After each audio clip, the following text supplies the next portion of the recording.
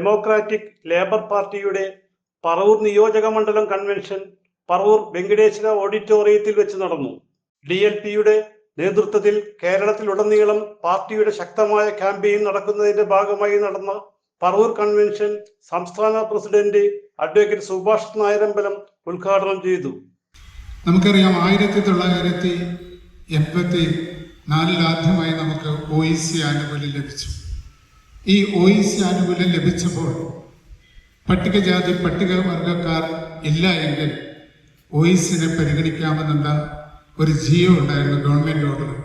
പക്ഷെ ആ government order എടുത്തു കളഞ്ഞപ്പോൾ നമ്മുടെ സമുദായ നേതാക്കന്മാരെല്ലാവരും തന്നെ അതിനൊരക്ഷരം വേണ്ടിയില്ല. സംസ്ഥാന സെക്രട്ടറി MS അരുണൻ അധ്യക്ഷനായി. ഡെമോക്രാറ്റിക് ലേബർ പാർട്ടി 2019 ഇത് ഇലക്ഷൻ കമ്മീഷനിൽ രജിസ്റ്റർ ചെയ്ത് ഇന്നത്തെ നിലയിൽ പ്രവർത്തനം തുടങ്ങിയത്. അതിനു മുന്നേ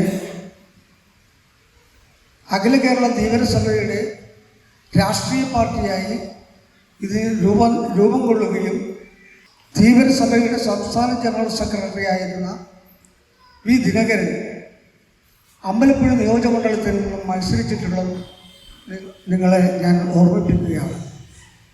സംസ്ഥാന general secretary advocate KB Sunilkumar മുഖ്യപ്രഭാഷണം നടത്തി. ഡെമോക്രാറ്റിക് ലേബർ പാർട്ടി 1984 രൂപീകരിക്കുകയൊക്കെ ചെയ്ത കാര്യം അധ്യക്ഷനോട് വളരെ വിശദമായി പറഞ്ഞു. അന്ന് രജിസ്റ്റേർഡ് പാർട്ടി അല്ലായിരുന്നു അത്. ഇപ്പോൾ 2019 നമ്മൾ അതേ നാമത്തിൽ തന്നെ ഇത് ഇലക്ഷൻ കമ്മീഷൻ രജിസ്റ്റർ ചെയ്ത് ഇത് മുഖ്യധാര രാഷ്ട്രീയ പാർട്ടികളിൽ ഒന്നായി നമ്മൾ പ്രവർത്തിക്കാൻ ആരംഭിച്ചു. സംസ്ഥാന ഭാരവാഹികളായ PT ബാബു, അഡ്വക്കേറ്റ് K.